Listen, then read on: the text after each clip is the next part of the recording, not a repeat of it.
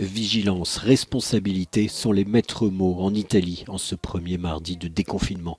Autorités, presse et organismes publics appellent tous les Italiens à ne pas faire de ce début de reprise un échec. Le nombre de morts en Italie s'élève désormais à plus de 29 000, auxquels il faudrait ajouter des milliers d'autres décès selon l'Institut national de statistique italien. Traumatisés par ce qu'ils viennent de vivre, des millions d'Italiens restent extrêmement prudents. Lentement, lentement. Il y a un sentiment de normalité, mais nous ne devons pas négliger la sécurité parce que c'est ce qui est nécessaire pour aller de l'avant. C'est ce dont nous avons besoin aujourd'hui. Sans ça, nous retomberons dans l'isolement, nous retomberons dans un état qui ne fonctionne pas.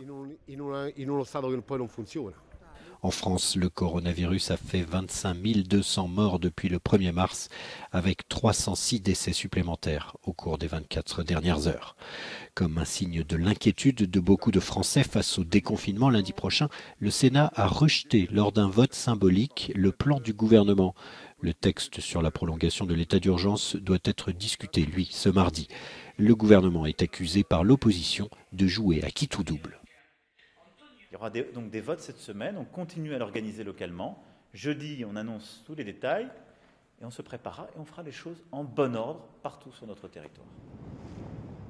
Au Royaume-Uni et sur l'île de Wight, sur ces images, on se prépare à tester l'une de ces applications de traçage par smartphone qui font débat. Le système permet d'informer les organismes de santé de vos éventuels symptômes du Covid et des notifications sont alors envoyées aux personnes avec qui vous avez été en contact. C'est juste que les personnes âgées ne savent pas comment l'utiliser, donc c'est vraiment inutile car ce sont les personnes les plus vulnérables. Si ça aide, alors d'accord, finissons-en, revenons à la normale.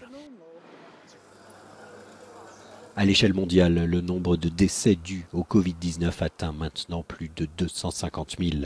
Dans tous les pays européens, la maladie semble s'essouffler, faisant déjà apercevoir aux populations le bout du tunnel.